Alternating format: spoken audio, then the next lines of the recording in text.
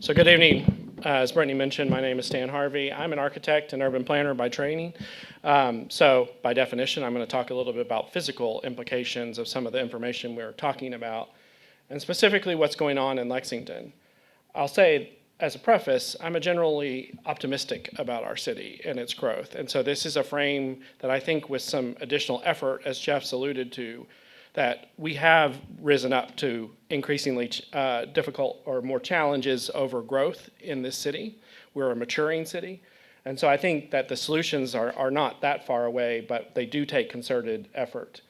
So we'll talk a little bit, of course, you talk about physical growth in Lexington, and we're pretty unusual, as Jeff mentioned.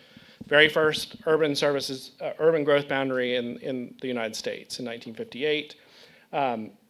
Like many other places that have subsequently enacted such policies, was over issues of rural area and agricultural area or natural resources versus urban growth. I think it's arguably served us quite well.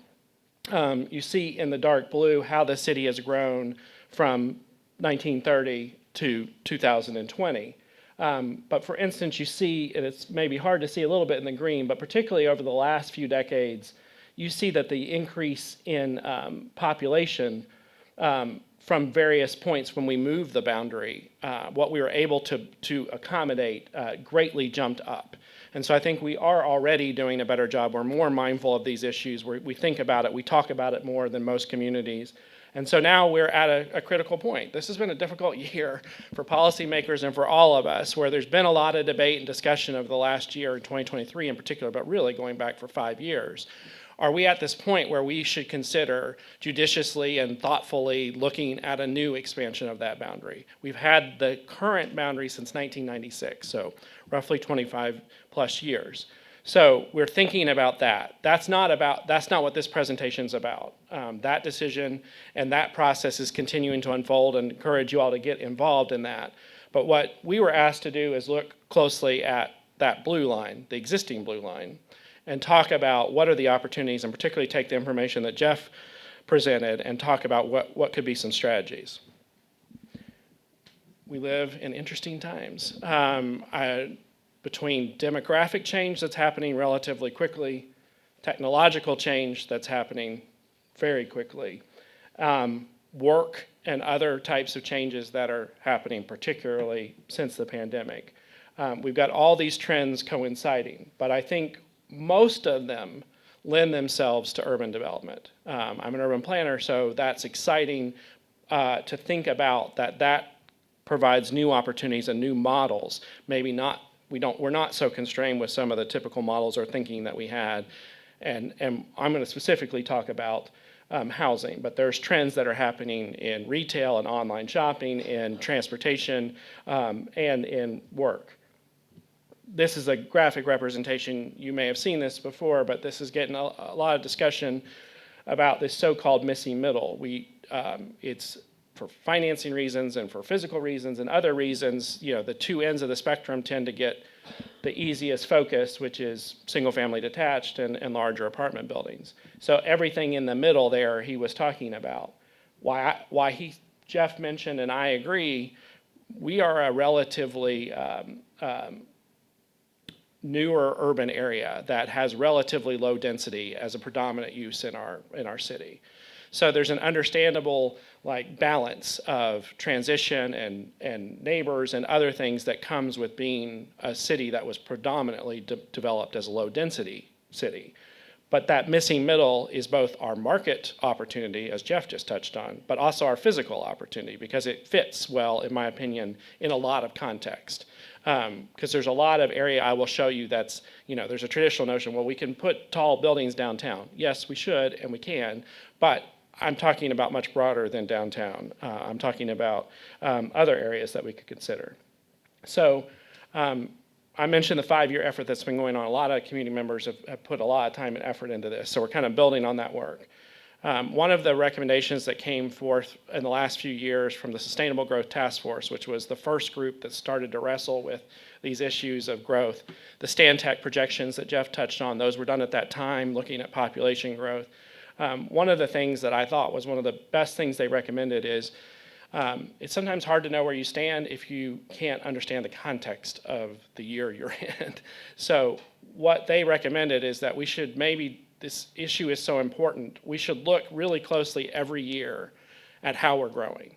It should be relatively straightforward to be able to document how many houses did we build, what kinds of houses, where did we build them, how much retail did we absorb, how much office did we build, how much was reused. Those are the things. They're hard to start in a way because when you're still not in the habit of maintaining that information, but I think they're relatively simple if you're doing it every year. And so we wholeheartedly support the notion of an annual growth report. I don't believe there's been one formalized in the way that maybe that Sustainable Growth Task Force mentioned, and I think it could expand over time to be a little bit more detailed and nuanced. But this is work that the Fayette Alliance staff did, so I want to commend them.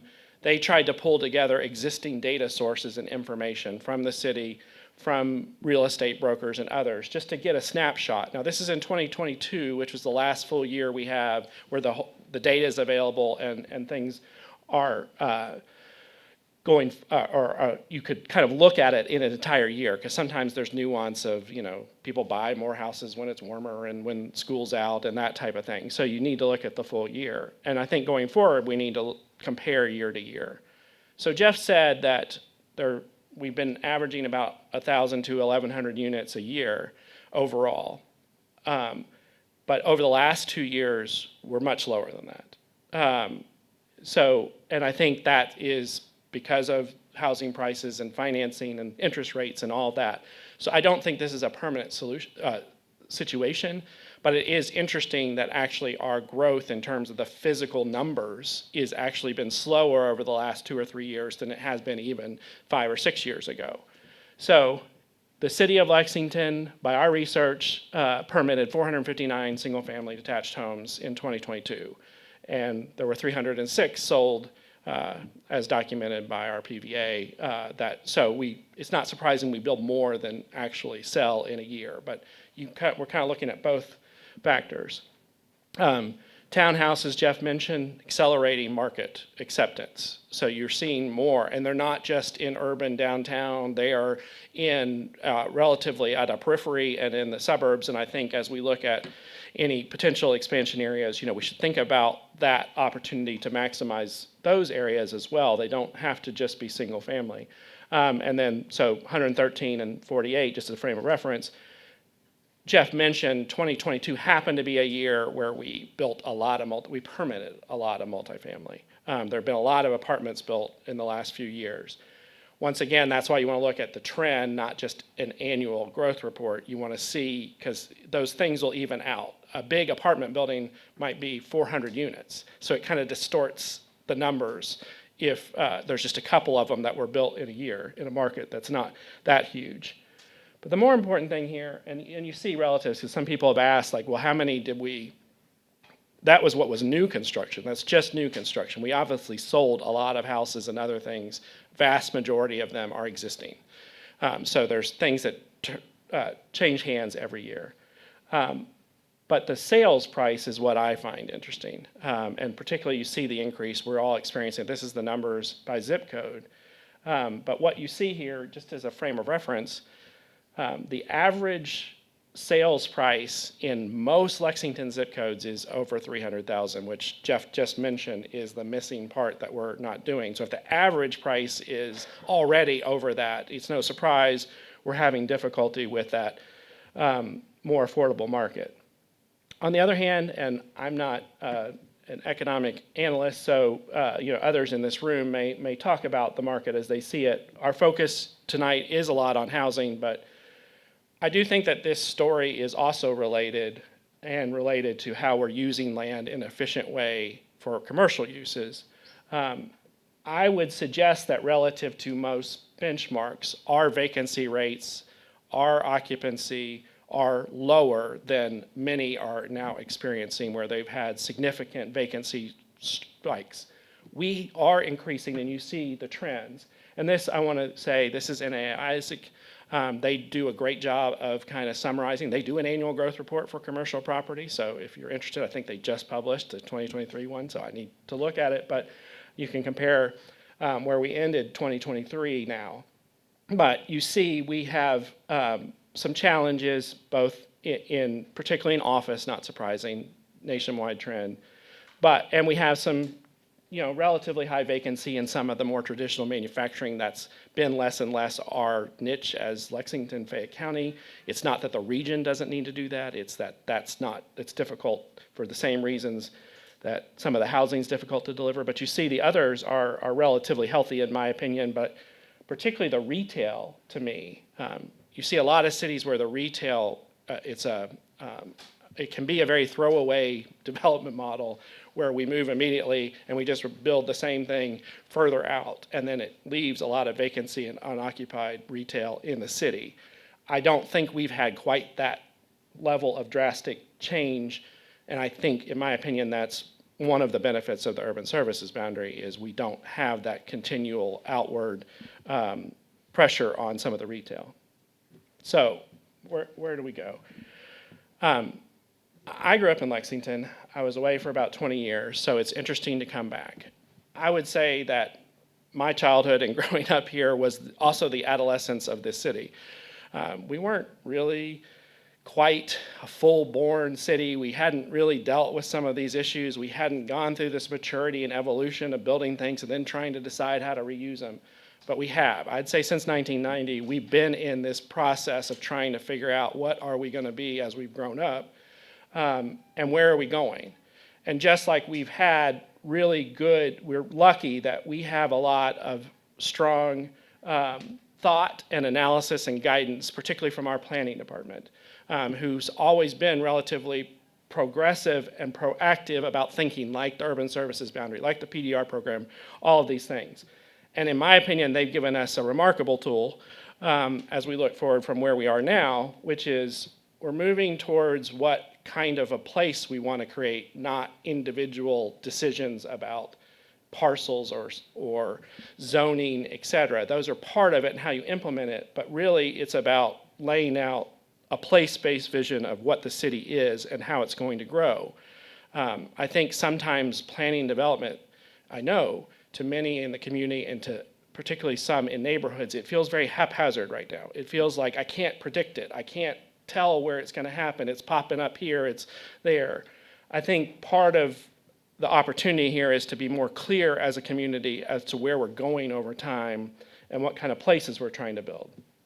You may or may not know that since 2018, we've had this concept that our planning department has created that I think is a really good backbone, which is to start to think about the city as its component parts. And the component parts probably have different considerations of how the street network works, how much parking there is, how dense it is, and you can develop policies around place and zoning policies in particular around how you implement it. But what they define, which we are trying to show here, is that we have our downtown. We have a very planning term, but second tier urban, which really just means the urban core. So think of mostly inside New Circle Road. It's an older part of the city. It's adjacent to downtown. It's not downtown per se, but we're seeing a lot of pressure and growth. It's near the university and near Transient and near BCTC. So that little ring around downtown is a pretty important piece. Regional centers, and I'll talk a little bit more and I'll give you some examples. Over time, we've developed places that have higher intensity development, and it's not just downtown. It used to be downtown, suburbs. Now we have Beaumont, and we have Fayette Mall, and we have the emerging stuff at Coldstream, and we have Hamburg. We have these places that are basically mini new kind of downtowns that have a lot of activity, traffic demand, retail, shopping, hopefully increasingly, and I think we're doing a better job than many at incorporating housing and mixed uses into those. But those are good opportunities for the future too. They'll continue to densify, just like downtown has. Corridors, which is a lot. This is a hub and spoke city. We don't have an interstate that goes through. So there's a lot of pressure, and I'll talk about that on our roads. But there's also opportunities for redevelopment along our roads that are not in neighborhoods. But they are very close, so that makes them difficult because they're so close to low-density neighborhoods. Planning department defines both existing enhanced neighborhoods, those are our existing neighborhoods, and new, and then industry. So a little bit more about those, because I think this concept is such a nice one as we start to think about the future. This is what I would classify as if you tried to apply enhanced neighborhood, which is existing neighborhood, to the city. It's all that in kind of the tannish brown color. It's the vast majority of the city, actually. The vast majority of Lexington is lower density neighborhoods. While there's opportunities for infill and improvement in those neighborhoods, I don't personally believe that's where we should focus as much of our policy intent in terms of growth and development. But for instance, all the red are vacant lots or undeveloped lots or something, and you can see they're scattered all around. There's some near downtown, there's some in neighborhoods, there's some near areas that haven't been fully developed.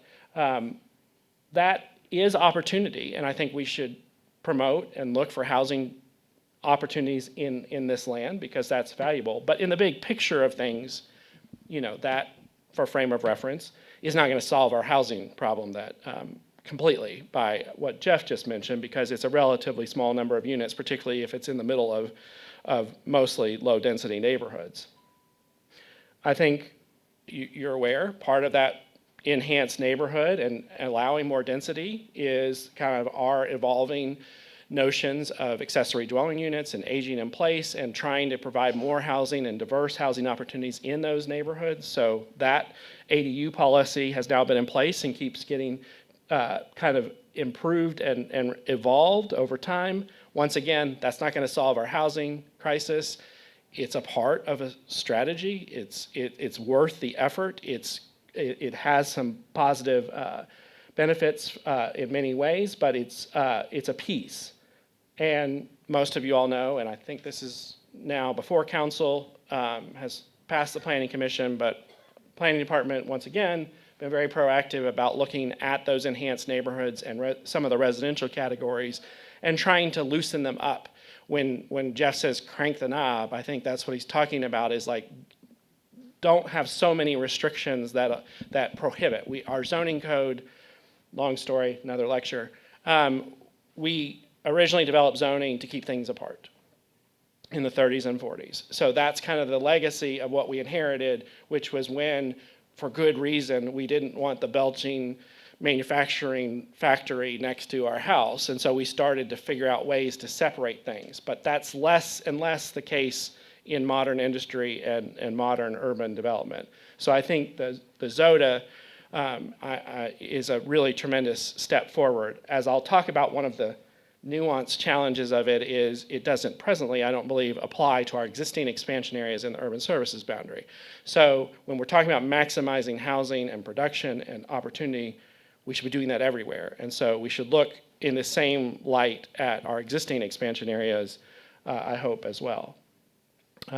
This is going to come in. So that's downtown, obviously, a little bit closer in. Generally, I'd say most people think between 3rd and Maxwell and between Oliver Lewis and Rose is kind of the general core. But I'll just point to the bottom. This is a pretty dense area. It's still got parking lots and others that you could infill. There's been some fledgling starting to have office to residential conversions and things. But there's, easily 3,000 more housing units that could be built at a minimum in our downtown, just looking at how do we figure this out. But this is pretty expensive land.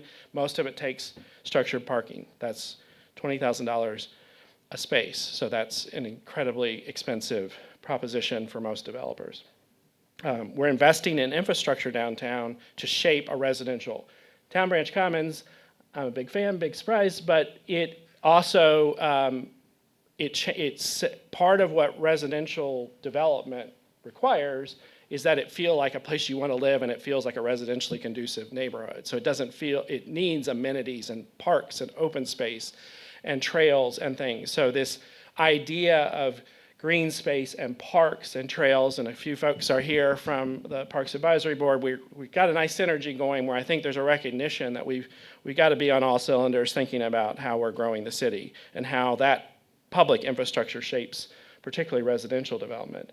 That's the urban core, the so-called bunny ears, I call it, which is basically think about down to Red Mile, think about over the Distillery District, think about out to National Avenue, Winchester Road, think up Newtown Pike as you get towards BCTC. Those are those areas that are kind of quasi-downtown, but just on the fringe, but they're quickly becoming something like downtown. We keep showing examples, so we've got ours, Distillery District, Red Mile, et cetera, but you think, of these places that are in Greenville. This is just on the west end of downtown Greenville, really now part of downtown Greenville. What they've done at the Reedy River, this actually is a suburb of Charlotte, where they kind of started to create that notion of that adjacent area. These are those regional centers.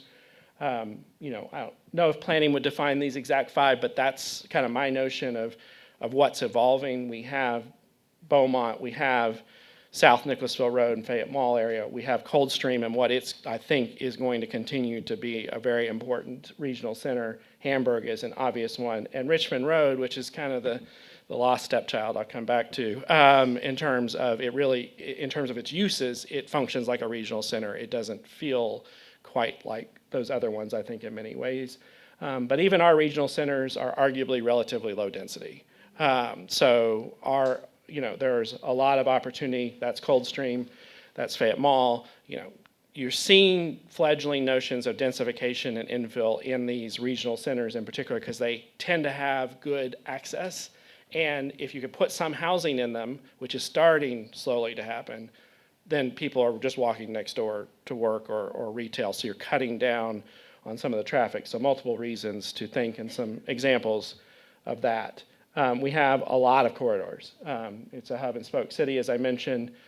Some of the older corridors or more significant retail centers, these tend to be areas like Palomar, Tates Creek, New Circle Road, Meadowthorpe. Those are kind of those corridors that also have a mix of uses, so they're good opportunities. Not quite the scale of the other things, but they're still good opportunities.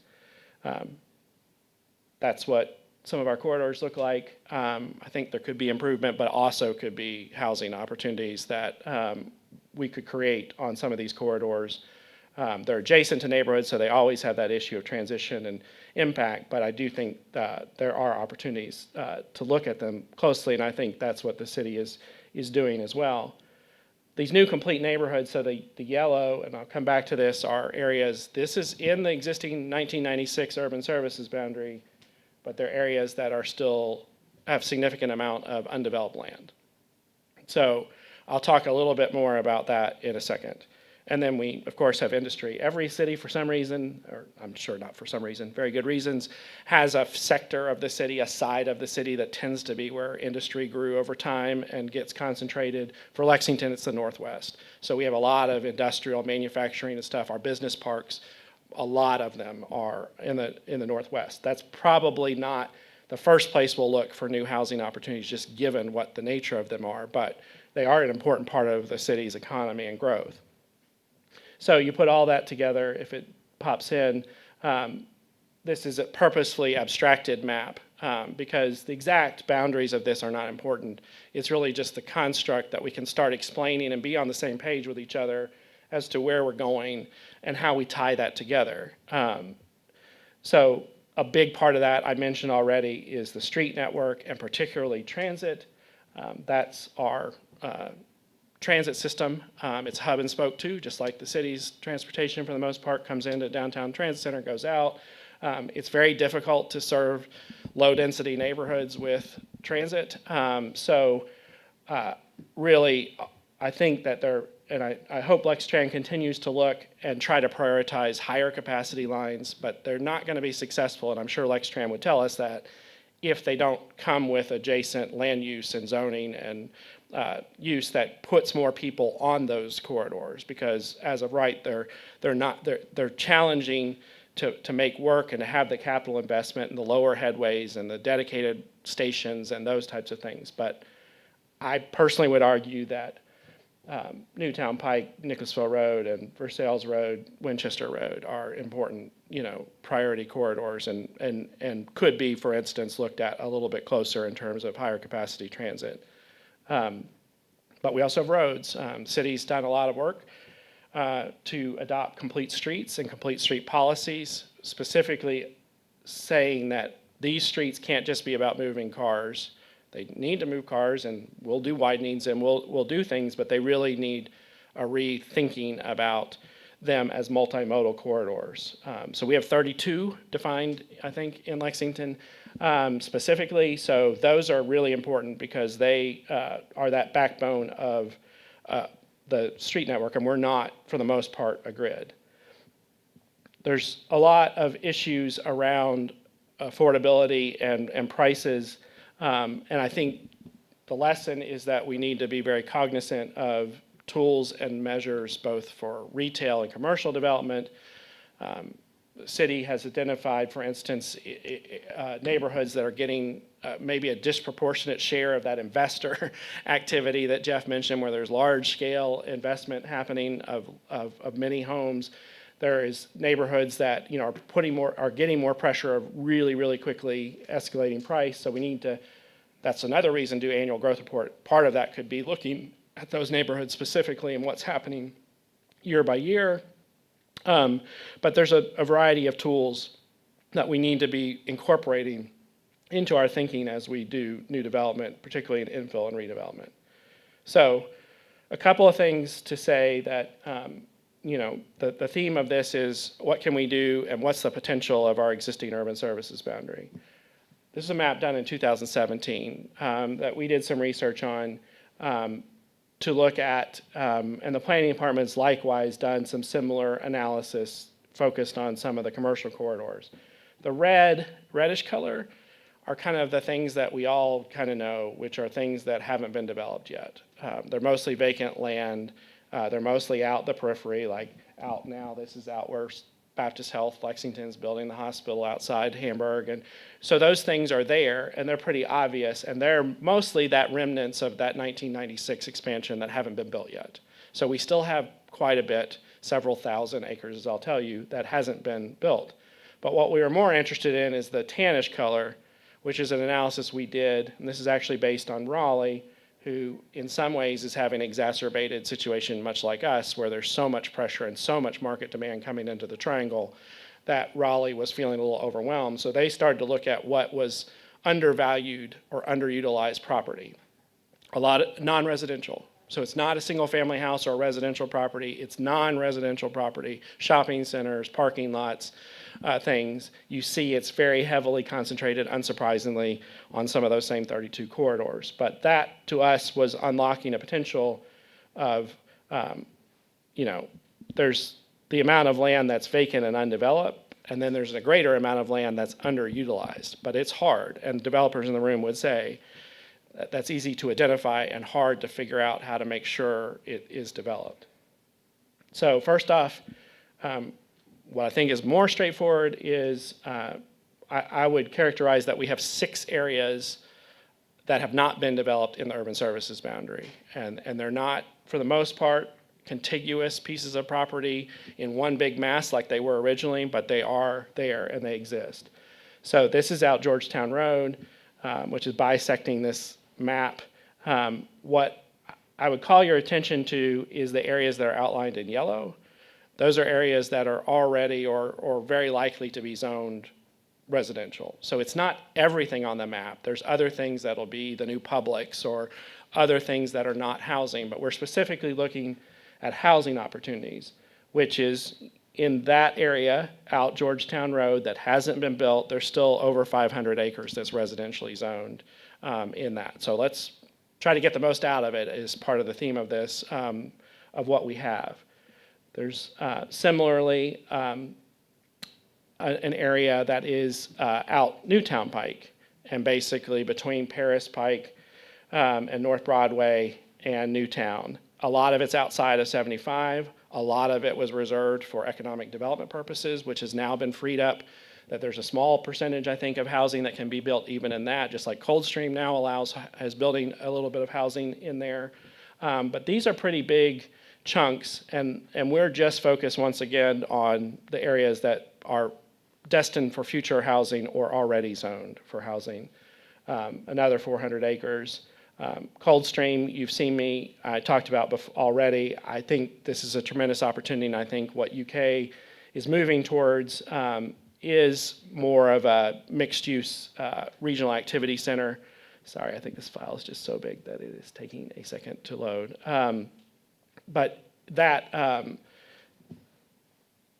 Coldstream, and I'm specifically talking about the part of Coldstream that's on Newtown Pike, is primarily a jobs and economic and research, but increasingly they built their first apartment buildings, I understand from UK, those sold out immediately, even before they were finished, and they're now having developer interest in looking at additional ones.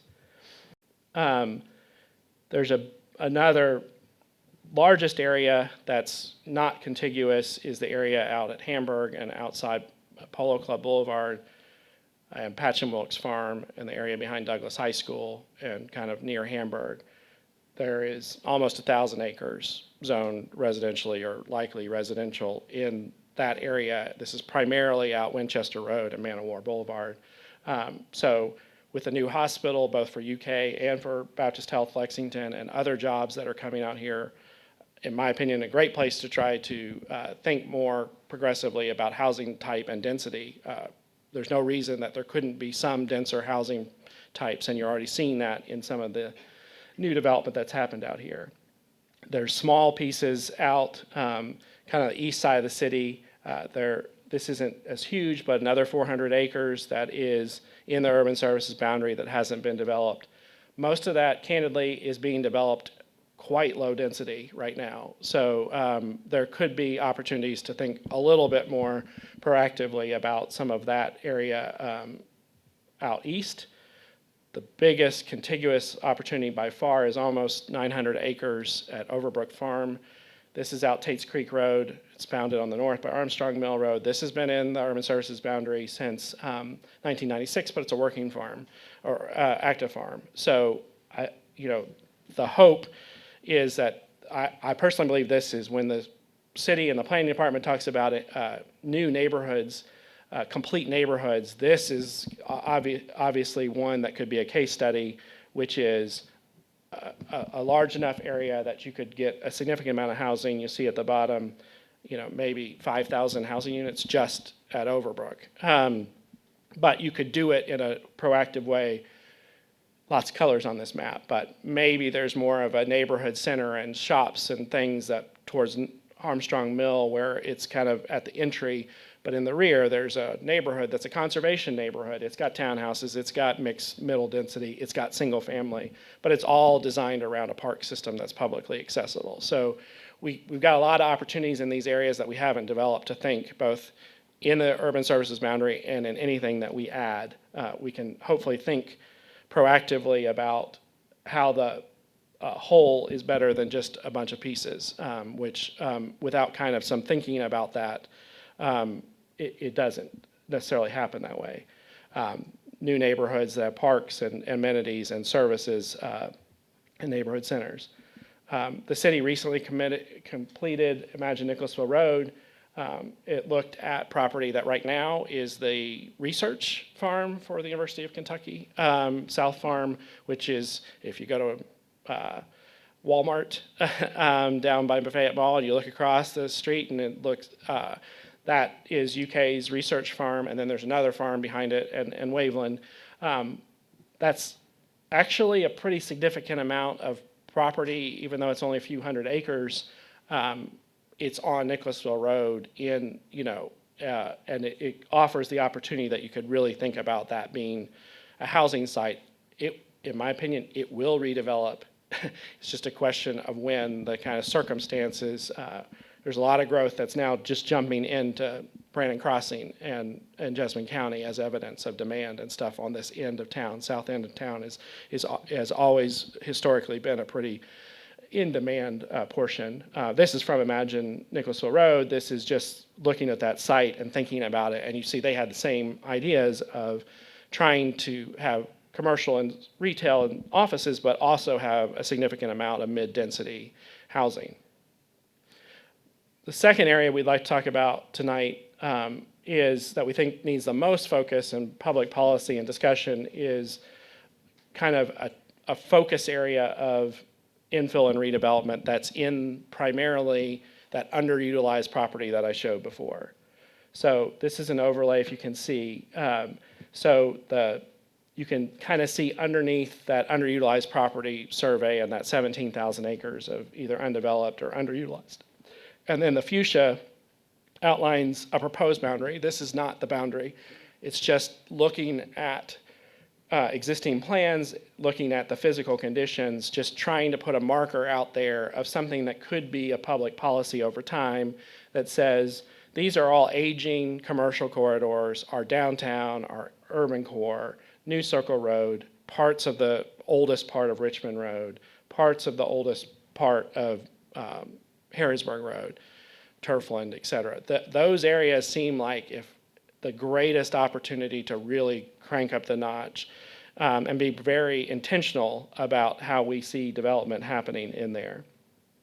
We've seen evidence of that. There has been institutional investment in all corners of this, from BCTC, new library at Village Branch, Central Baptist expansion, South and Christian taking over the old Lexington Mall. I mean, sometimes you forget because they kind of happened over time, but there has been a tremendous amount of investment in that area already that's changed it. We see a lot of tourism and hospitality and entertainment and retail districts emerging, and these are successful, in my opinion, because they're place-based. So back to that same notion, there's kind of a recognition of, the National Avenue district and what's happening around the Distillery district and what's happening around Rupp as being kind of economic strategies. There's office development and retail development, both reuse of existing buildings in that IR zone and new construction like City Center, reuse of Gray Line. So there is a lot, but also there has been some housing, but I don't think it's quite what it could be.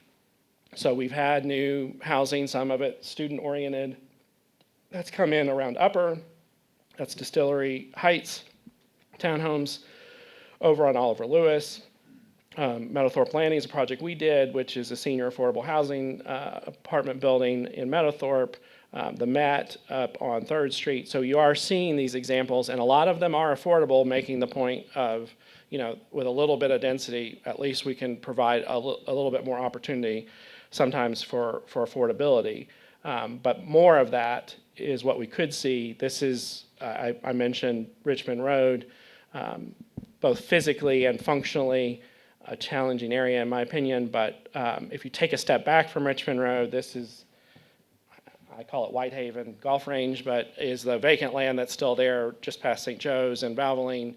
But the area where Valvoline is now mostly unoccupied and is relatively undeveloped.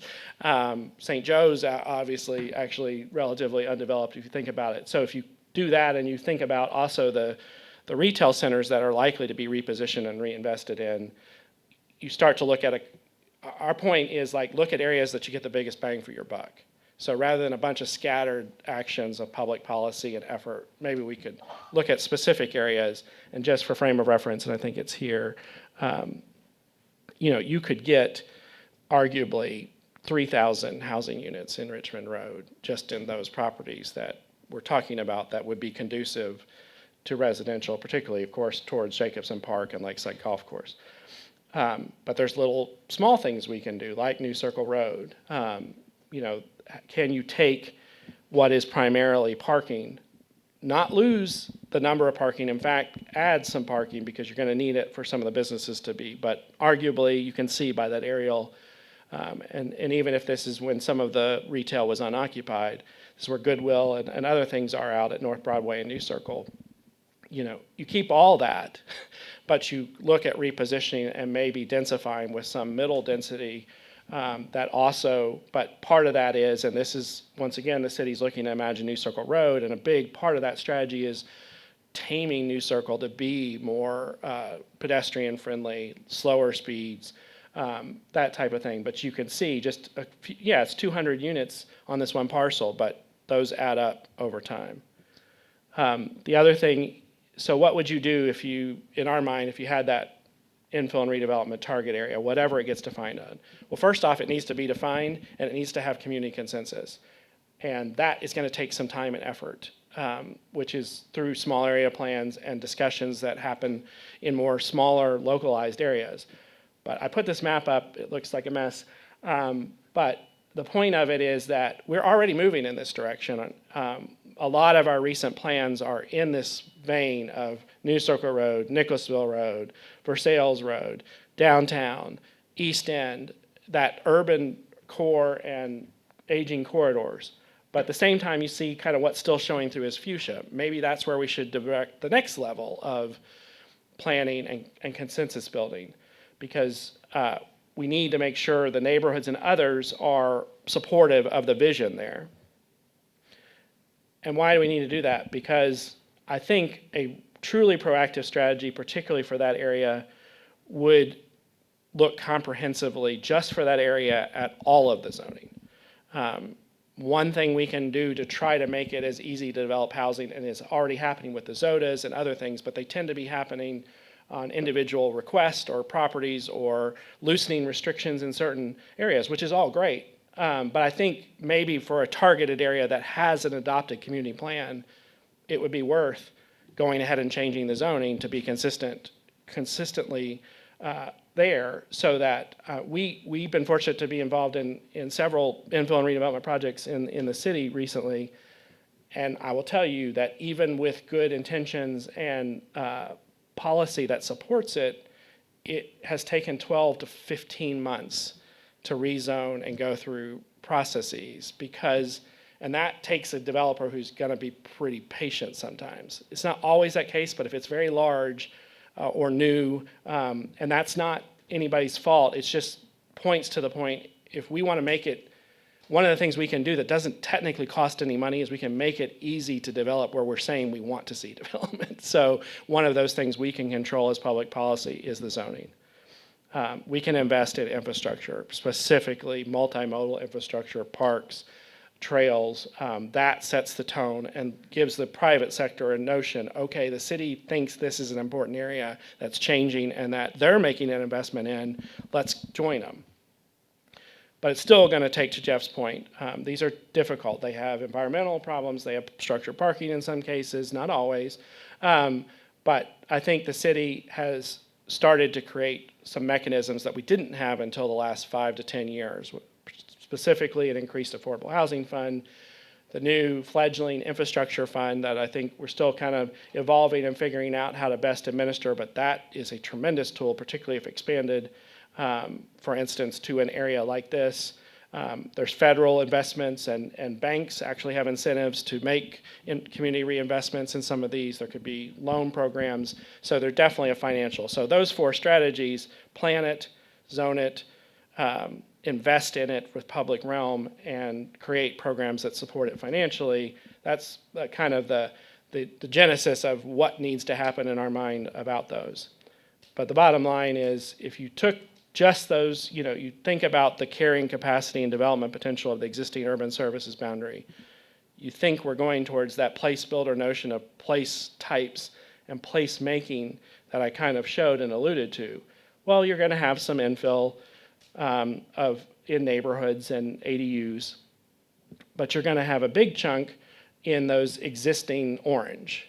That's undeveloped, primarily residential area that's several thousand acres, which arguably could accommodate 20 to 25,000 housing units in the orange. And so that we need to promote the maximum return on that land, because it's valuable land, and do whatever we can in those remaining areas, particularly where we have big chunks of them, to encourage a mix of housing types and getting something out of those. We have kind of the areas like Beaumont and others that are not in those areas and not in the redevelopment. There's always going to be opportunities to put new housing or densify or build out the remaining parts of the circle at Beaumont. That some of that could be housing. But really the big one, and why we talk about the fuchsia, is with a little effort, it's very easy, and I'd say that's a little bit of an undershoot, but it would be a reasonable target that we as a city decide, and then we start to see, we judge ourselves. Are we doing what we say we're supposed to be doing and setting these programs up? But can we not achieve 15,000 new housing units in that fuchsia, which would be hopefully more sustainable, serve better price points, is where jobs and employment and aging in place and where we can put the infrastructure in and serve it with roads and those types of things. But that could be a big part of our strategy. So that, coincidentally, but is in the range of what Jeff just said was the 2045 demand. So that's not including the areas which we may decide as a community to also add that will be expansion over time. It's just to make a point that surely this is a really good opportune time to think about this area while we're making at least those other decisions, because we, in my opinion, should be making at least as much investment, including financial investment, in these existing areas as we are in what we would have to do to make development ready in expansion areas. So it's we can hopefully provide opportunity and encourage as much housing production both in the urban services boundary and anywhere else that we decide. So that is the end of my presentation.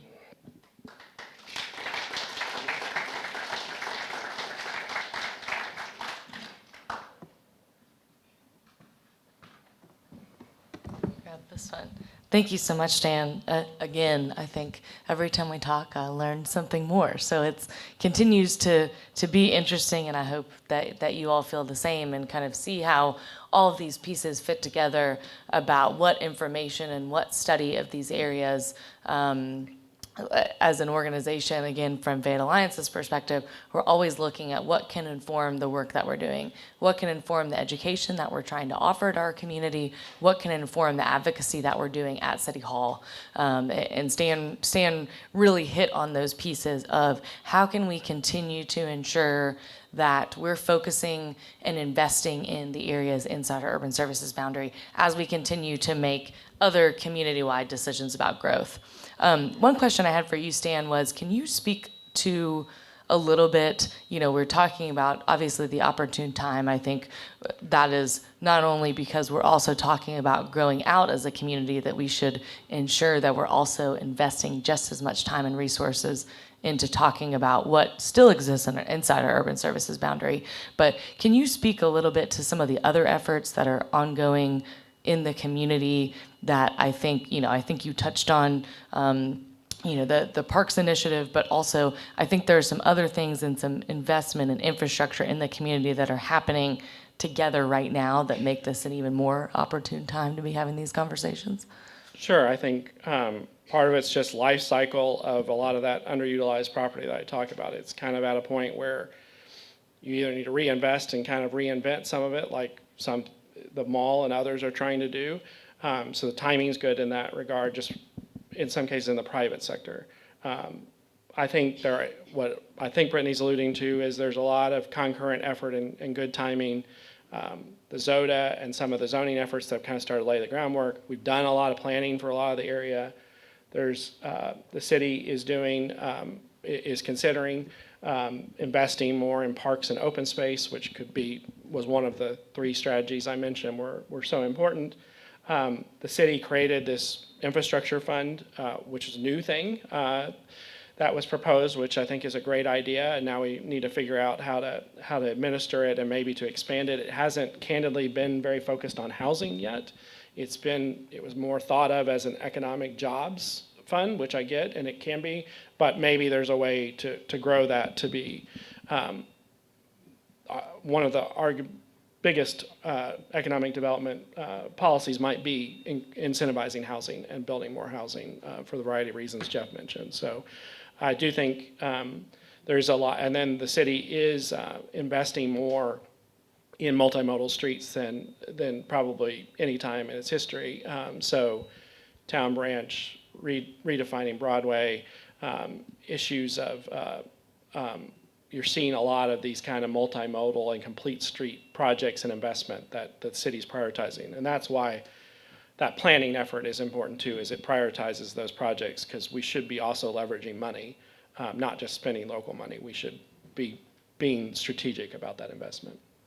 No, I think that that's a good point, and I think from our perspective, and I think most people, and certainly the decision makers in the room, know that there's no silver bullet solution to the challenges that we face as a community. We've got to be looking holistically at all the different pieces that we're hoping to layer on top of each other to make a dent in the challenges that we face. And I think that this map and what's possible. I just want to reiterate something that Stan said, and it's a lot of the pushback that our organization gets when we talk about this is, well, it's really difficult to develop in these areas, and I want to be clear that we don't disagree. We don't mean to not acknowledge that this type of development does take a certain focus and different types of incentives. And so, we think it's so critical to highlight what the opportunities are here so that we can continue to support the policy changes and the incentives that I think are needed for it. So one of our questions, having a little bit of trouble with Slido here, but how does the city encourage builders or investors to build and plan for neighborhoods that do have a higher density? And what maybe, I know you alluded to this, and because our community has been built in a pretty low density way, what do you see as the biggest challenges for introducing higher density, and what are additional concerns that we have as a community in developing that greater density throughout the community? Yeah, I think part of it is compatibility. So even in the downtown core, we're actually a pretty unique city. We have low density, strong neighborhoods right up and within that urban downtown core. So I think that makes a healthier city, but it also provides a context that there's challenges to make sure we plan appropriately for higher density development that's not immediately adjacent to low density. So ideally, you want to look at ways of an area where there's a step down.